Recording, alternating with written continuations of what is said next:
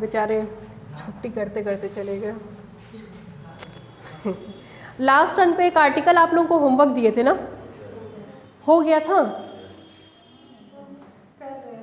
कर रही थी, हो रहा था, बताए थे इसमें माइनस आएगा, रिजल्ट उल्टे हो जाएंगे क्योंकि इसमें डेप्थ मिल रहा था और उसमें क्या था, हाइट था। ठीक है, कर लीजिएगा क्योंकि इम्पॉर्टेंट है। अब हम क्वेश्चन पे अप्रोच कर रहे हैं। ठीक है, 6 से 7 सवाल हैं, एक टर्न आज का, एक और टर्न पड़ेगा, एक मंडे का, खत्म हो जाएगा। ठीक है, 6 सवाल है, 2-2 सवाल करके कराएंगे। हाँ, लिखिए क्वेश्चन है, पहला क्वेश्चन लिखिए। लिखिए हेमीस्फेयर, हेमीस्फेयर है, hemisphere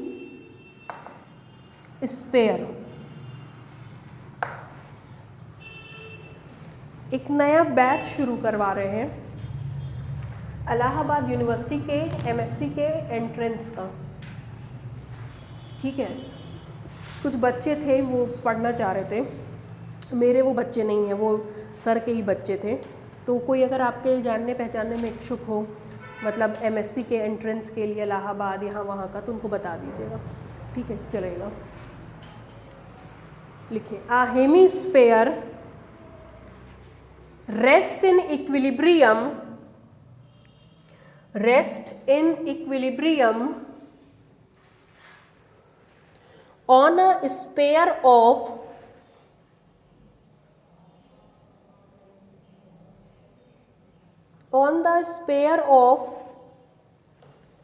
equal radius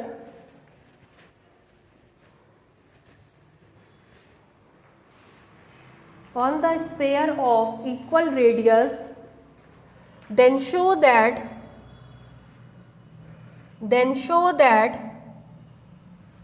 the equilibrium is unstable. Then show that the equilibrium is unstable when the curve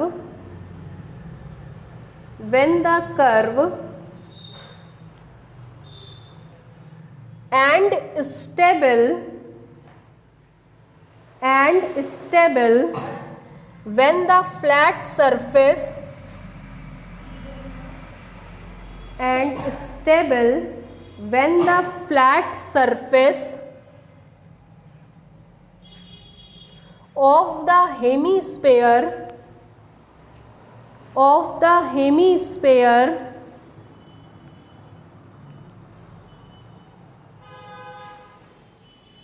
rest on the sphere, rest on the sphere। ठीक है, कोई आपसे पूछे कि साथ ही सवाल कराया गया है क्यों, कह दीजिएगा हमको पता है इसी 7 में से आना है। बस जब 7 हमको पता है इसी 6-7 में से आना है तो हम क्यों 16 और 17 पढ़ें। ठीक है, हम इतना कॉन्फिडेंट हैं इस पेपर को लेके, मतलब हमको पता है कि जो हम पढ़ा रहे वही आना है, तो उसके लिए एकदम बेफिक्र होकर के जाइएगा। और ये इसी साल नहीं, 10 साल से हम ये पेपर पढ़ा रहे हैं, और 10 साल 12 साल से जितना पढ़ाते हैं बस उसी में से आता है। ठीक है, तो जितना पढ़ा देंगे उससे ज़्यादा इधर उधर हाथ पैर मारने की ज़रूरत नहीं है। जितना टिक करा रहे हैं बुक में, जितना कॉपी में है, बस उतना पढ़ जाइएगा। ठीक है, देखिए इसमें क्या कह रहा है आपसे। 2 शब्द आए होंगे, एक हेमीस्फेयर आया है, दूसरा स्फेयर आया है। देख रहे हैं क्या क्या होता है, पहले समझिए।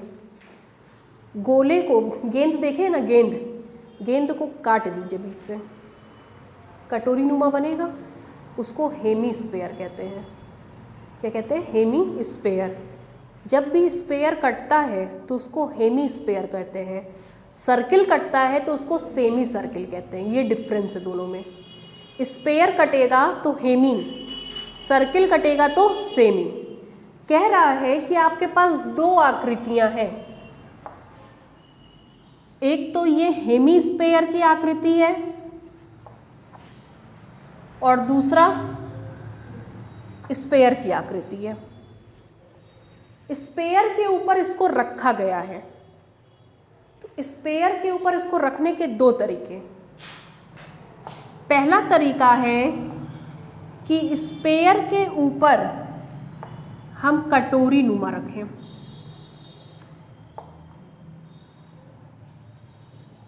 ठीक। दूसरा तरीका है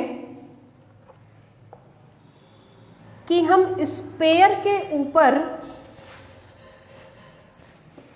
कटोरी को ना रख करके फ्लैट सरफेस रखें।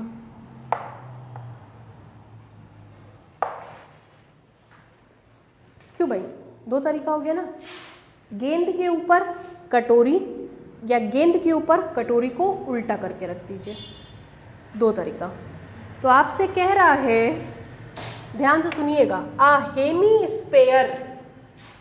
Hemy spare rest on a sphere, रखा गया है किसके ऊपर, स्पेयर के ऊपर, ऑफ इक्वल रेडियस, दोनों की रेडियस क्या है, बराबर, equal.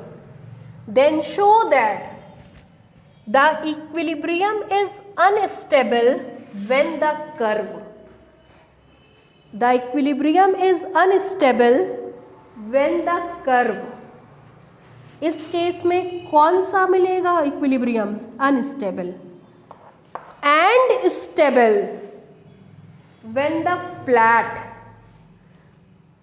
Portion of the hemisphere rest on the sphere. आपको ये सिद्ध करना है कि इस केस में जो इक्विलिब्रियम आएगा वो अनस्टेबल होगा, इस केस में जो इक्विलिब्रियम आएगा वो स्टेबल होगा। क्लियर है क्वेश्चन? अब देखिए कैसे कैसे जज करेंगे। आपको हमने कुल मिलाकर के 3 आर्टिकल पढ़ाए हैं। पहले आर्टिकल में हमने आपसे कहा था कि सेंटर ऑफ ग्रेविटी ढूंढेंगे, ठीक है, सेंटर ऑफ ग्रेविटी ढूंढेंगे।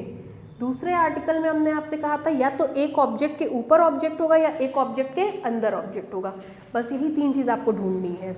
यहाँ देखिए, एक ऑब्जेक्ट के ऊपर ऑब्जेक्ट है। क्यों? जब एक ऑब्जेक्ट के ऊपर ऑब्जेक्ट होता है तो उसके लिए हाइट निकालते हैं। क्या एक्सप्रेशन निकाला था, 1/h capital R small r। पन्ना पलट के देखिए, जब एक ऑब्जेक्ट के ऊपर ऑब्जेक्ट था तो एक्सप्रेशन में आपने क्या क्या निकाला था, 1/h 1/r प्लस 1/r। क्यों निकाला था ना? एक बार ये ग्रेटर आया था, एक बार ये लेस आया था। ग्रेटर और लेस के हिसाब से हमने स्टेबल और अनस्टेबल कहा था। तो मोटा मोटी हम लोग को क्या क्या चाहिए, H, R और R, तीनों क्या क्या होता है वो मेंशन कर रहे हैं, ध्यान से सुनिएगा। कैपिटल R नीचे वाले की रेडियस होती है, कैपिटल R नीचे वाले की रेडियस,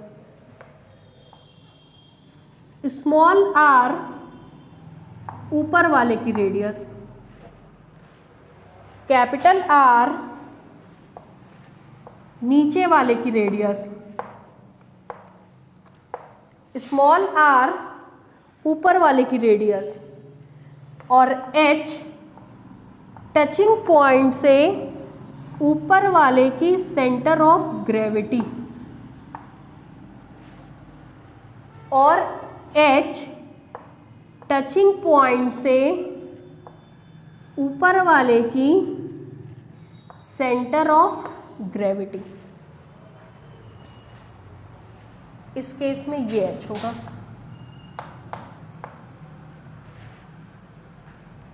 ठीक है, इतने में कोई डाउट? हम लोग से कहा है ऊपर वाले की रेडियस नीचे वाले की रेडियस के बराबर है। मान ले रहे ये भी स्मॉल ए है, ये भी क्या है, स्मॉल ए। ठीक, दिक्कत आएगी H की, कि H क्या होता है। फिजिक्स में पढ़ाए होंगे सर, हेमीस्फीयर को कट करते हैं तो उसका सेंटर ऑफ ग्रेविटी बताइए। हेमीस्फीयर को कट करते हैं तो उसका सेंटर ऑफ ग्रेविटी क्या होता है? अगर कोई हेमीस्फीयर या कोई स्फीयर की रेडियस a है तो क्या होता है सेंटर ऑफ ग्रेविटी?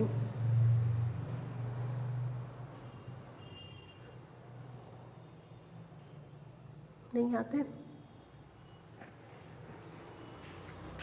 ये कोई स्फीयर है, इसको कट कर दिया तो बची हुई जो आकृति होती है उसकी सेंटर ऑफ ग्रेविटी उसके सेंटर से 3a/8 डिस्टेंस पर होती है। सेंटर से कितनी दूरी पे होती है? 3a/8। तो ये दूरी कितनी रही होगी सेंटर से? 3a/8। ये पूरी दूरी कितनी है? a। तो a में से 3a/8 घटाएंगे तो ये दूरी मिल जाएगी। हेमीस्फेयर में सेंटर से 3a/8 दूरी पर क्या मिलता है? Centre of gravity. ठीक है, चलिए लिखिए अब ये सब करा दे पहले पूरा। पहले पूरा करा दें, फिर पहले देख लीजिए पूरा। चलिए, 2 केस बने। पहला केस ये केस 1, दोनों केस की अलग अलग स्टडी करेंगे। पहले केस 1। केस 1 में हम कहेंगे कर्व पोर्शन हेमीस्फेयर के कांटेक्ट में है। When the curved portion of hemisphere is on sphere। ठीक, इस केस में कैपिटल R हमको क्या मिलेगा? Small a। ठीक, यहाँ देखिए पंकज, ये कांटेक्ट में है ना, है ना? ये कैसा पोर्शन है? Curved portion. कर्व्ड पोर्शन की रेडियस कितनी दी गई हुई है? a। तो स्मॉल r भी कितना हो जाएगा? a। ठीक, इसको हम मान रहे हैं b। Since in a hemisphere centre of gravity G is, hemisphere में जो सेंटर ऑफ ग्रेविटी होती है वो उसके सेंटर से 3a/8 दूरी पे होती है। BG is equal to 3a/8। ठीक है, तो अगर हम AG निकालेंगे then AG is equal to, AG के लिए लिख सकते हैं AB माइनस GB। AG के लिए लिख सकते हैं AB माइनस GB। ठीक, this implies AG is equal to, AB कितना है? AB कितना है? A माइनस GB कितना है? 3a/8। This implies that AG कितना हो गया? 5a/8। मेरे हिसाब से यही किसके बराबर है? H के। ठीक, अब देखिए, मगर हम लोग को तो उस तरह का एक्सप्रेशन चाहिए, उस तरह का एक्सप्रेशन निकाल रहे हैं। देखिए, दिस इम्प्लाइज दैट हमको 1/h चाहिए। 1/h करेंगे तो 8/5a। ठीक है, एंड दूसरा हमको 1/r प्लस 1/r चाहिए। ये करेंगे तो 1/a plus 1/a। This implies that 1/r plus 1/r is equal to 2/a। ठीक है, अब देखिए, चलिए भाई आप ही लोग बताइए क्लियरली। 1/h मतलब 8/5a, उसको देखते रहिएगा। 1/h मतलब 8/5a। 1/r प्लस 1/r मतलब 2/a। कौन बड़ा है कौन छोटा है? a से a कट जाएगा, एक तरफ क्या बचेगा? 2, और एक तरफ क्या बचेगा 8/5। डिवाइड करिए, 5 1 जा 5, कितना बचा 3, पॉइंट लगा के 0 पढ़ाएंगे, 5 6 जा 30, 2 कौन बड़ा है 2, ये वाला क्या होगा बड़ा होगा ना। This implies that 1/h less than 1/r plus 1/r। इसका मतलब क्या हुआ, 1/h छोटा है, 1/h छोटा है, तो h क्या होगा बड़ा होगा, है ना। 1/h छोटा है तो h क्या होगा बड़ा होगा, h बड़ा होगा तो mgh से एनर्जी भी क्या होगी बड़ी होगी। जब एनर्जी अधिक होगी तो वो क्या होगा अनस्टेबल। ज़्यादा जो खाना खा के आया होगा क्लास में लगातार पकड़ पकड़ करेगा तो वो क्या हो जाएगा unstable. Which shows that equilibrium is unstable. और पीछे भी जब हमने आर्टिकल प्रूफ कराया था तो ये वाला केस अनस्टेबल का लिखवाया था, ठीक है, और दूसरा वाला केस स्टेबल का। हम बता दी कैसे याद करेंगे। 1/h छोटा है क्योंकि इसकी तरफ मुंह क्या है बंद है, h क्या होगा बड़ा, एनर्जी क्या होगी अधिक, वो क्या हो जाएगा अनस्टेबल, ठीक है। चलो ये फर्स्ट पार्ट है। सेकंड पार्ट इसका ज़्यादा इम्पॉर्टेंट है, पहले लिख लीजिए थोड़ा सा, लिखिए सॉल्यूशन में लिखिए let us consider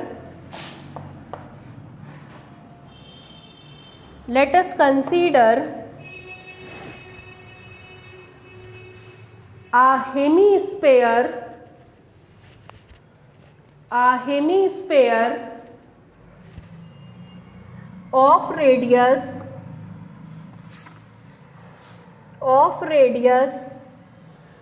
small r is equal to a, rest on a sphere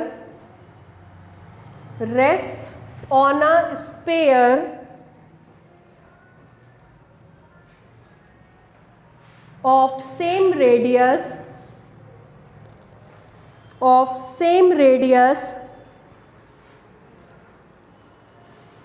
capital R is equal to small a, then there are following two cases.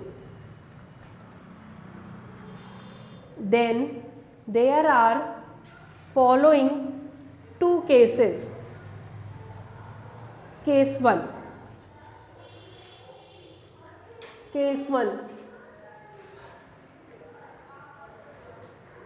लिखिए when the curve portion of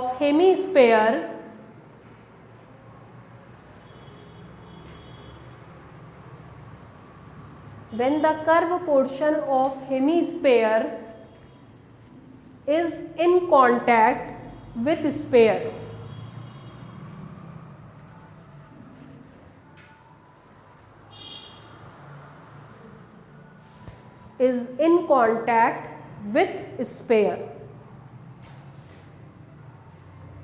इसमें लिखिए let capital A be the point of contact, let capital A be the point of contact and capital G be the center of gravity, and capital G be the center of gravity of hemisphere,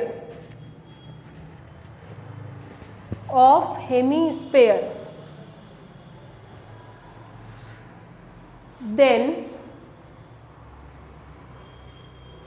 यहाँ सब पूरा उतार लीजिए।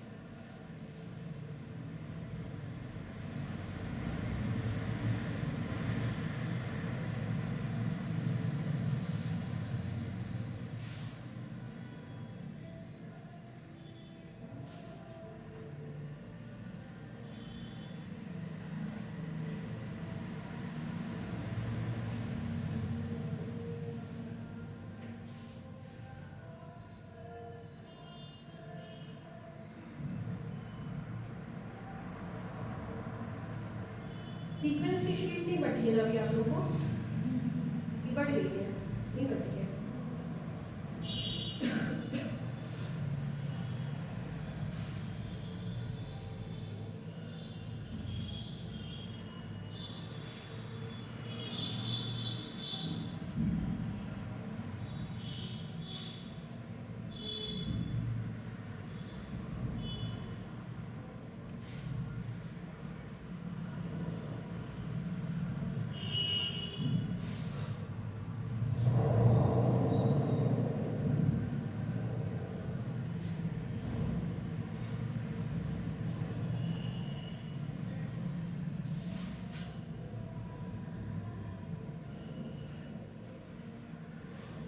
Chemistry में कोई chapter खत्म हुआ तुम लोग? फिजिकल का कौन सा चैप्टर? कौन सा? थर्मोडायनेमिक्स।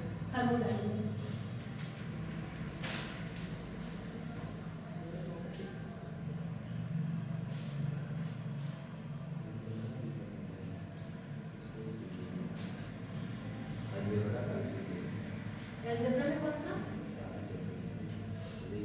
अलजेब्रा।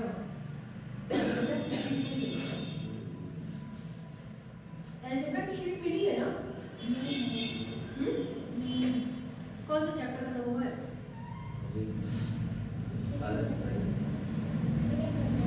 क्या नाम है? सेकंड का नहीं याद, चैप्टर का नाम ही नहीं याद है। हाँ?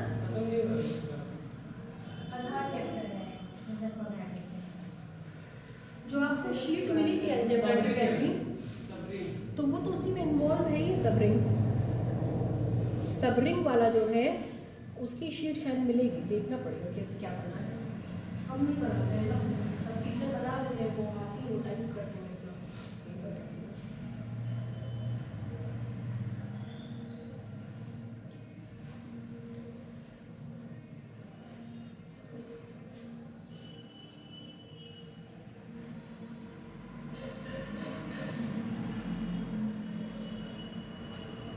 फिजिकल में thermodynamics, subring, sequence, stable unstable, चारों की शीट मिलती है ना।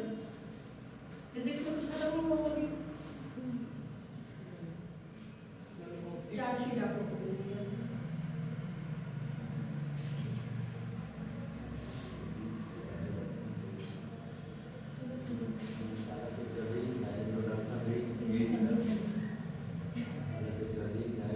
रिंग की तो मिली है, एब्स्ट्रैक्ट अलजेब्रा की शीट मिली है। हो गया भाई, हो गया, सबका हो गया, समझ में आया? डायग्राम थोड़ा रुक करके दूसरा पार्ट देखिए, लिखिए केस 2। केस 2,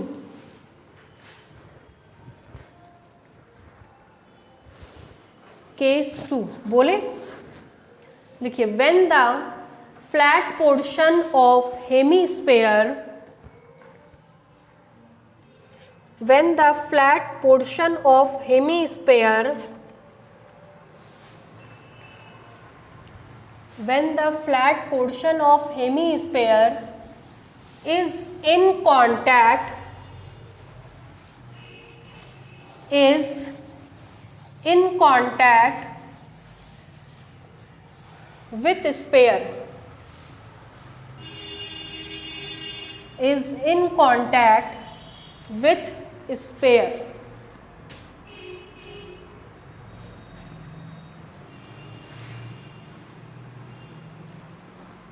देखिए यहाँ पे नीचे से लिखिए, let A1 be the point of contact, let A1 be the point of contact and G1 be the center of gravity, and G1 be the center of gravity of hemisphere.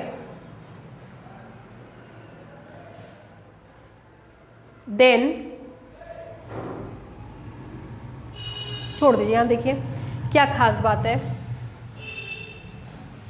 इसका curved portion है ना, तो curved portion की radius क्या होगी, ए। इसका कौन सा हिस्सा कांटेक्ट में है, फ्लैट। समतल दर्पण की रेडियस क्या होती है, किसी भी दर्पण की रेडियस उस गोले का कटा हुआ भाग होती है जिसका वो हिस्सा हो। समतल दर्पण की रेडियस इनफाइनाइट होती है, क्योंकि कहते हैं कि ये किसी भी गोले का कटा हुआ हिस्सा नहीं है, या ये उस गोले का कटा हुआ हिस्सा है जिसकी रेडियस कितनी है, अनंत है। ठीक है, पढ़े हैं कभी फिजिक्स में। समतल दर्पण की रेडियस हमको लगता है क्लास 7th में था। Focal length 1/f, formula use करते थे 1/f is equal to 1/u 1/-1/v, तो उसमें f अलग अलग तरीके से निकलता था। तो वहाँ पे कहते थे समतल दर्पण की रेडियस कितनी होती है, इनफाइनाइट। कल अपने फिजिक्स वाले सर से पूछिएगा कैसे, ठीक है, बहुत बढ़िया से समझाएंगे। तो r इस केस में आपको क्या दिख रहा है, स्मॉल a। इसके कांटेक्ट में जो हिस्सा है वो क्या है, समतल दर्पण। समतल दर्पण की रेडियस क्या होती है, इनफाइनाइट। ठीक, और आपसे हमने कहा कि जो सेंटर ऑफ ग्रेविटी होती है वो उसके सेंटर से कितनी दूरी पे होती है, 3a/8। तो सेंटर से ये दूरी कितनी होगी, 3a/8। वही किसके बराबर है, h के। And a1g1 is equal to h is equal to 3a/8। ठीक, 1/h निकालेंगे, दिस इंप्लाइज 1/h की वैल्यू कितनी आएगी, 8/3a। ठीक है, एंड उस फॉर्मूले के हिसाब से 1/r प्लस 1/r निकालेंगे तो कितना आएगा, 1/a प्लस 1/∞। 1/∞ क्या होता है, पक्का 1/∞ की value 0। This implies that 1/r plus 1/r is equal to 1/a। ठीक, क्लियरली। चलिए भाई बताइए, 1/h मतलब 8/3a, दूसरा है 1/a। कौन बड़ा है कौन छोटा, a से a कटेगा तो यहाँ पे क्या बचेगा, 1। ये कितना आएगा, 2 पॉइंट समथिंग, तो ये क्या होगा, बड़ा होगा। ठीक है, इसलिए इसकी तरफ मुंह खुला है। This implies that 1/h is greater than 1/r plus 1/r। 1/h बड़ा है तो h कैसा होगा, छोटा। अगर h छोटा होगा तो mg, h से एनर्जी भी क्या होगी, छोटी। एनर्जी छोटी होगी तो क्या होगा, स्टेबल, जहाँ बैठा वहीं बैठा रहेगा। Which shows that equilibrium is stable. अब डायग्राम बनाइएगा, जिसका जो डायग्राम हो उसी में बनाइएगा। ये केस 1 का डायग्राम है और ये केस 2 का। बना लीजिए, उतारिए। क्वेश्चन ये कई साल पूछा गया है।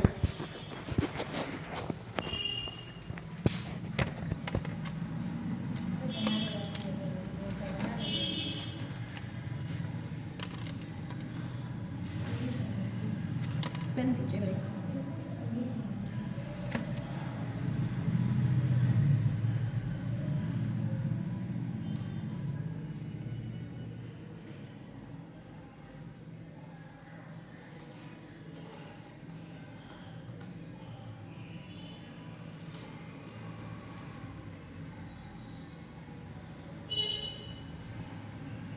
फिजिकल केमिस्ट्री में थर्मोडायनेमिक्स ना, और किसकी शीट नहीं मिली है, सीक्वेंस, स्टेबल अनस्टेबल, थर्मोडायनेमिक्स और एल्जेब्रा की मिली गई। एल्जेब्रा में सबरिंग कंप्लीट हो गया, सबरिंग अभी कंप्लीट नहीं हुआ है। रिंग वाली शीट मिल चुकी है। देखिएगा रिंग वाली शीट मिल चुकी है, पिछले के पहली शीट रिंग वाली तो थी। पहली शीट जो आपको मिली थी वो रिंग पे ही तो मिली थी।